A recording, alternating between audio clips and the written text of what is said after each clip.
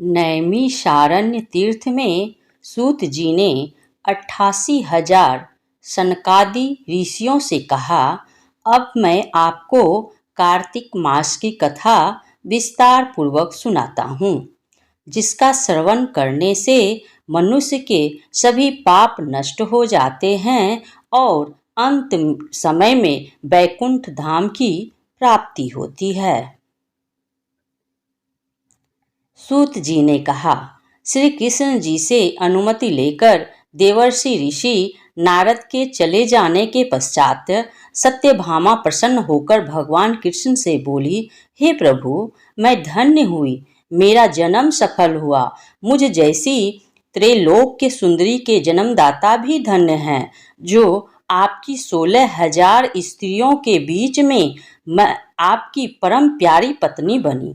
मैंने आपके साथ नारद जी को वह कल्प वृक्ष आदि पुरुष विधि पूर्वक दान में दिया, परंतु कहीं कल्प वृक्ष मेरे घर लहराया करता है, यह बात मृत्यु लोक में किसी स्त्री को ज्ञात नहीं है।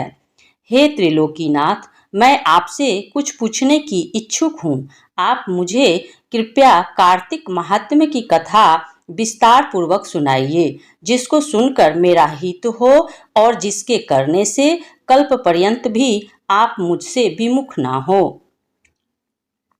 सूत जी आगे बोले, सत्यभामा के ऐसे वचन सुनकर श्री कृष्ण ने हंसते हुए सत्यभामा का हाथ पकड़ा और अपने सेवकों को वहीं रुकने के लिए कहकर विलास युक्त अपनी पत्नी को कल्प वृक्ष के नीचे ले गए।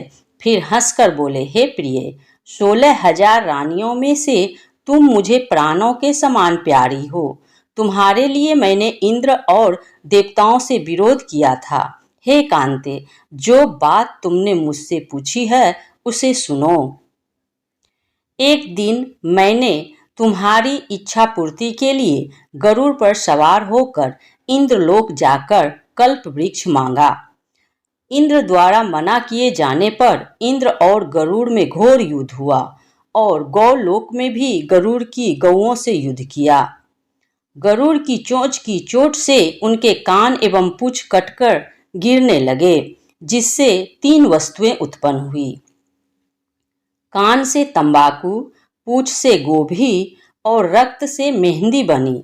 इन तीनों का प्रयोग करने वाले को मोक्ष नहीं मिलता। तब गौओं ने भी क्रोधित होकर गरुड़ पर वार किया, जिससे उनके 3 पंख टूटकर गिर गए। इनके पहले पंख से नीलकंठ, दूसरे से मोर और तीसरे से चकवा चकवी उत्पन्न हुए। हे प्रिय, इन तीनों का दर्शन करने मात्र से ही शुभ फल प्राप्त हो जाता है। यह सुनकर सत्यभामा ने कहा, हे प्रभु, कृपया मुझे मेरे पूर्व जन्मों के विषय में बताइए कि मैंने पूर्व जन्म में कौन कौन से दान, व्रत व जप नहीं किए हैं। मेरा स्वभाव कैसा था, मेरे जन्मदाता कौन थे और मुझे मृत्यु लोक में जन्म क्यों लेना पड़ा। मैंने ऐसा कौन सा पुण्य कर्म किया था जिससे मैं आपकी अर्धांगिनी हुई। श्री कृष्ण ने कहा, हे प्रिय, अब मैं तुम्हारे द्वारा पूर्व जन्म में किए गए पुण्य कर्मों को विस्तार पूर्वक कहता हूँ, उसे सुनो। पूर्व समय में सतयुग के अंत में मायापुरी अत्रि गोत्र में वेद वेदांत का ज्ञाता वेद शर्मा नामक एक ब्राह्मण निवास करता था। वह प्रतिदिन अतिथियों की सेवा, हवन और सूर्य भगवान का पूजन किया करता था। वह सूर्य के समान तेजस्वी था। वृद्धावस्था में उसे गुणवती नामक कन्या की प्राप्ति हुई। उस पुत्रहीन ब्राह्मण ने अपनी कन्या का विवाह अपने चंद्र नामक शिष्य के साथ कर दिया। वह चंद्र को अपने पुत्र के समान मानता था और चंद्र भी उसे अपने पिता की भांति सम्मान देता था। एक दिन वो दोनों कुश का समिधा लेने के लिए जंगल में गए।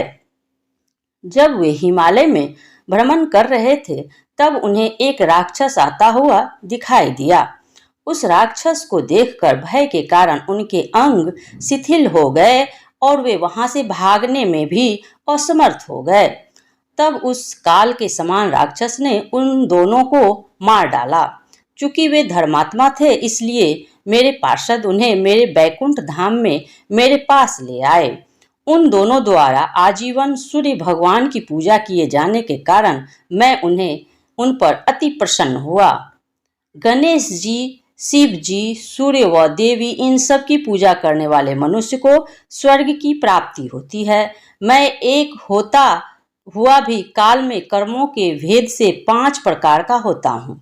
जैसे एक वेददत्त, पिता, भ्राता आदि नामों से पुकारा जाता है। जब वे दोनों विमान पर आरूढ़ होकर सूर्य के समान तेजस्वी रूपवान चंदन की माला धारण किए हुए मेरे भवन में आए तो वे दिव्य भोगों को भोगने लगे। भगवान श्री कृष्ण आगे बोले, हे प्रिय, जब गुणवती को राक्षस द्वारा अपने पति एवं पिता के मारे जाने का समाचार मिला तो वह विलाप करने लगी। हाँ नाथ, हाँ पिता, मुझको त्याग कर तुम कहाँ चले गए? मैं अकेली स्त्री तुम्हारे बिना अब क्या करूं? अब मेरे भोजन वस्त्र आदि की व्यवस्था कौन करेगा? घर में प्रेम पूर्वक मेरा पालन पोषण कौन करेगा? मैं कुछ भी नहीं कर सकती। मुझ विधवा की कौन रक्षा करेगा? मैं कहाँ जाऊं? मेरे पास तो अब कोई ठिकाना भी नहीं रहा। इस प्रकार विलाप करती हुई गुणवती चक्कर खाकर धरती पर गिर पड़ी और बेहोश हो गई। बहुत देर बाद जब उसे होश आया तो वह पहले की ही भांति वरुण विलाप करते हुए शोक सागर में डूब गई।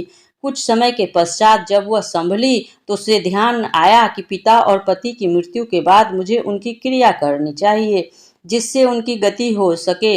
इसलिए उसने अपने घर का सारा सामान बेच दिया और उससे प्राप्त धन से उसने अपने पिता एवं पति का श्राद्ध आदि कर्म किया। तत्पश्चात उसी नगर में रहते हुए 8 पहर भगवान विष्णु की भक्ति करने लगी। अपने मृत्यु पर्यंत तक नियम पूर्वक सभी एकादशियों का व्रत और कार्तिक महीने का उपवास एवं व्रत किए। हे प्रिय, एकादशी और कार्तिक व्रत मुझे बहुत ही प्रिय है। इनसे मुक्ति, भक्ति, पुत्र तथा संपत्ति प्राप्त होती है। कार्तिक मास में जब तुला राशि पर सूर्य आता है तब ब्रह्म मुहूर्त में उठकर स्नान करने व व्रत व उपवास करने वाले मनुष्य मुझे बहुत प्रिय हैं, क्योंकि यदि उन्होंने पाप भी किए हो तो भी स्नान व व्रत के प्रभाव से उन्हें मोक्ष प्राप्त हो जाता है। कार्तिक में स्नान, जागरण, दीपदान तथा तुलसी के पौधे की रक्षा करने वाले मनुष्य साक्षात भगवान विष्णु के समान हैं। कार्तिक मास में मंदिर में झाड़ू लगाने वाले, स्वास्तिक बनाने वाले तथा भगवान विष्णु की पूजा करने वाले मनुष्य जन्म मरण के चक्कर से छुटकारा पा जाते हैं। यह सुनकर गुणवती भी प्रतिवर्ष श्रद्धा पूर्वक कार्तिक का व्रत और भगवान विष्णु की पूजा करने लगी। हे प्रिय, एक बार उसे ज्वर हो गया और वह बहुत कमजोर भी हो गई। फिर भी वह किसी प्रकार गंगा स्नान के लिए चली गई। गंगा तक तो वह पहुंच गई, परंतु शीत के कारण वह बुरी तरह से कांप रही थी। इस कारण वह शिथिल हो गई। तब मेरे दूत उसे मेरे धाम पे ले आए।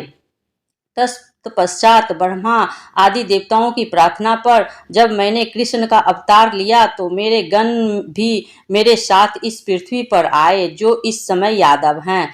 तुम्हारे पिता पूर्व जन्म में देव शर्मा थे, जो इस समय सत्राजित हैं। पूर्व जन्म में चंद्र शर्मा, जो तुम्हारा पति था, वह डाकू हैं। और हे देवी, तू ही वह गुणवती है। कार्तिक व्रत के प्रभाव के कारण ही तुम मेरी अर्धांगिनी हुई है। पूर्व जन्म में तुमने मेरे मंदिर के द्वार पर तुलसी का पौधा लगाया था। इस समय वह तेरे महलों के आंगन में कल्प वृक्ष के रूप में विद्यमान है। उस जन्म में जो तुमने दीप दान किया था, उसी कारण तुम्हारी देह इतनी सुंदर है और तुम्हारे घर में साक्षात लक्ष्मी का वास है।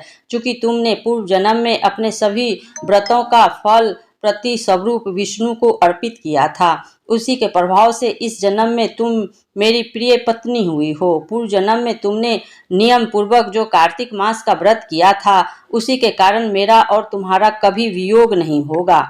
इस प्रकार कार्तिक मास में व्रत आदि करने वाले मनुष्य मुझे तुम्हारे समान प्रिय हैं। दूसरे जप, तप, यज्ञ, दान आदि करने से प्राप्त फल कार्तिक मास में किए गए व्रत के फल से बहुत थोड़ा होता है, अर्थात कार्तिक मास के व्रतों का 16वां भाग भी नहीं होता है।